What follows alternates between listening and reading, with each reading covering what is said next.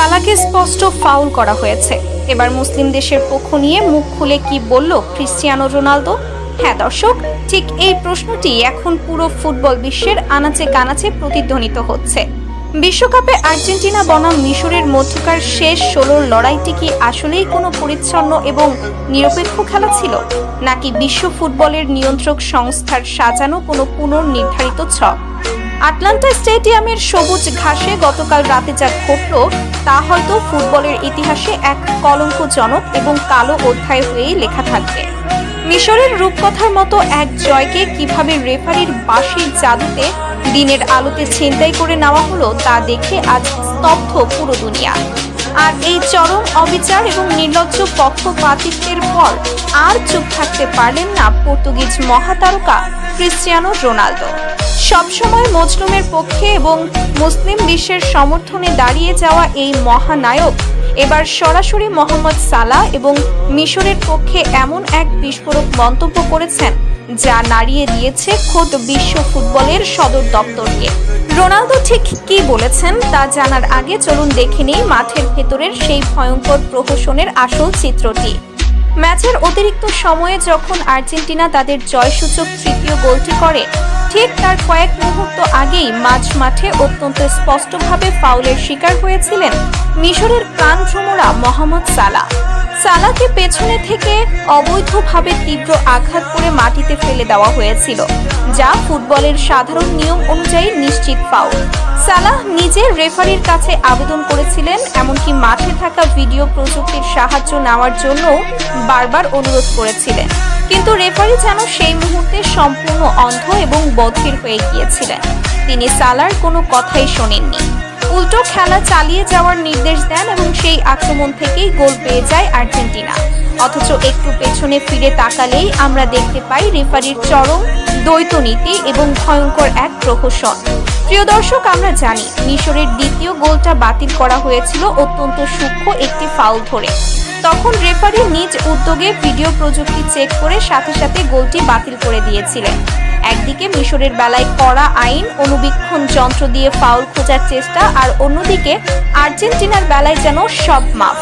চোখের সামনে এমন নগ্ন পক্ষপাতিত্ব দেখে ডাগআউট বা মাঠের বাইরে থেকে মেজাজ হারিয়ে রেফারির দিকে তেড়ে যান মিশরের সহকারী কোচ। মিশরের সহকারী কোচের এভাবে রেগে যাওয়াটা একদম স্বাভাবিক ব্যাপার ছিল, কারণ চোখের সামনে নিজের দেশের এমন সর্বনাশ এবং এত বড় একটা অবিচার কোনো দেশপ্রেমিকের পক্ষেই মেনে নেওয়া সম্ভব নয়, যার ফলে তাকে উল্টো লাল কার্ড দেখিয়ে মাঠ থেকে বের করে দেওয়া হয়। আজকের ম্যাচে রেফারি যা করেছে সেটা মনে থাকবে, সেটা ইতিহাস হয়ে থাকবে, যেটা হয়তো বা আজীবনও ভুলতে পারবে না মিশর এবং বিশ্ব ফুটবলের সাধারণ দর্শকরা। রেফারির এমন নির্লজ্জ কর্মকাণ্ড দেখে হতাশ হয়ে এক পর্যায়ে হেসেই ফেলেন মোহাম্মদ সালাহ। ভেতরে কষ্ট পুড়ে ছাই হয়ে যাচ্ছে। চোখের সামনে বিশ্বকাপ থেকে বিদায় নিতে হচ্ছে, কোটি মানুষের স্বপ্ন ভেঙে যাচ্ছে, অথচ এই মানুষটা হাসছে। কেন হাসছে জানেন? কারণ তিনি বুঝে গেছেন রেফারি এমন কাজও করতে পারে, একটি দলকে জেতানোর জন্য এতটা নিচে নামতে পারে, যা কোনোভাবেই বিশ্বাসযোগ্য ছিল না। সালাহর এই হাসি ছিল মূলত এই দুর্নীতিগ্রস্ত ব্যবস্থার প্রতি এক নীরব চপেটাঘাত।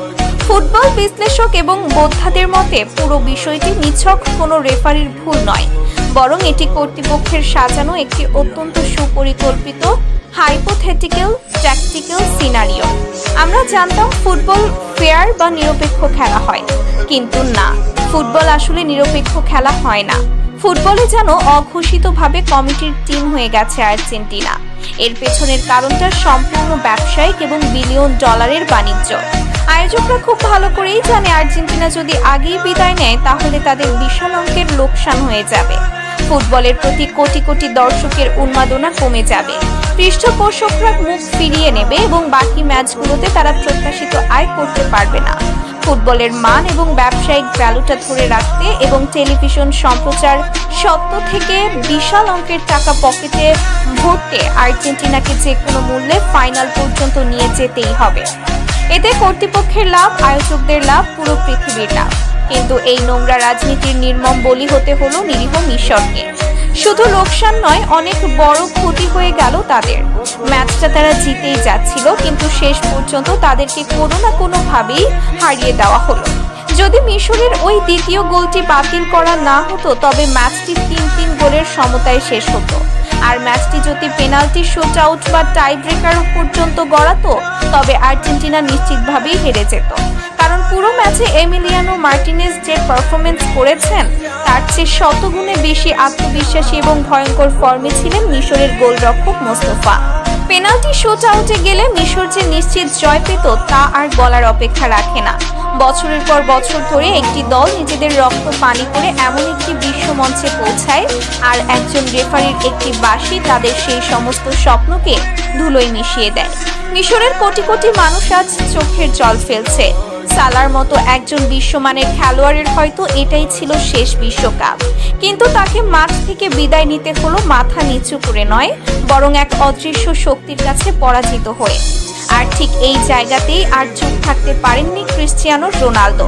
ক্যারিয়ারের শুরু থেকেই যিনি ফিলিস্তিন সহ বিভিন্ন ইস্যুতে মুসলিম বিশ্বের পাশে দাঁড়িয়েছেন, নিজের মহামূল্যবান পুরস্কার নিলামে তুলে সেই টাকা মজলুমদের জন্য দান করেছেন, তিনি আজ সালাদের এমন কান্না দেখে সরাসরি মুখ খুলেছেন। আন্তর্জাতিক ক্রীড়া মহলে জোর গুঞ্জন, সামাজিক যোগাযোগ মাধ্যম ও ঘনিষ্ঠ মহলে রোনালদো তীব্র ক্ষোভ প্রকাশ করে বলেছেন, ফুটবল মাঠে এমন অবিচার কোনোভাবেই মেনে নেওয়া যায় না। সালাহকে করা ফাউলটি ছিল দিনের আলোর মতো স্পষ্ট।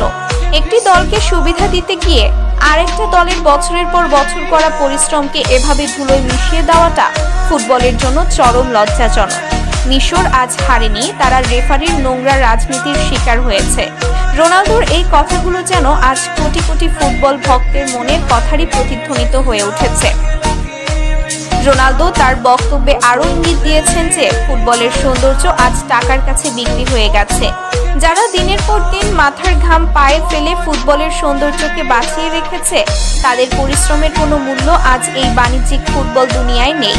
একজন সত্যিকারের ফুটবল প্রেমী হিসেবে রোনালদোর এই প্রতিবাদী কণ্ঠস্বর প্রমাণ করে যে তিনি শুধু মাঠের ভেতরেই একজন কিংবদন্তি নন, মাঠের বাইরেও তিনি একজন অকুতোভয় সত্যের সৈনিক। দর্শক, একটি বিশ্বকাপের মঞ্চে এমন নগ্ন পক্ষপাতিত্ব ফুটবলকে কোথায় নিয়ে যাচ্ছে? আপনার কি মনে হয় না আজকের ম্যাচে মিশর নয় বরং হেরেছে স্বয়ং ফুটবল? আর আজকের ম্যাচে এমিলিয়ানো মার্টিনেজ বা মেসি নয়, আসল খেলার সেরা খেলোয়াড় বা ম্যাচ সেরা হওয়া উচিত ছিল ওই রেফারির। এই পুরো ঘটনাটি এবং রেফারির পারফরমেন্স নিয়ে আপনাদের অত্যন্ত সুচিন্তিত মতামত অবশ্যই মন্তব্য করে জানাবেন। ভিডিওটি পছন্দ হলে একটি লাইক দিন এবং এমন সাহসী ও চাঞ্চল্যকর খবর সবার আগে পেতে চ্যানেলটিতে এক্ষুনি সাবস্ক্রাইব করে পাশে থাকা বেল আইকনটি বাজিয়ে রাখুন। সত্যের পক্ষে থাকুন, আমাদের সাথেই থাকুন। ধন্যবাদ সবাইকে।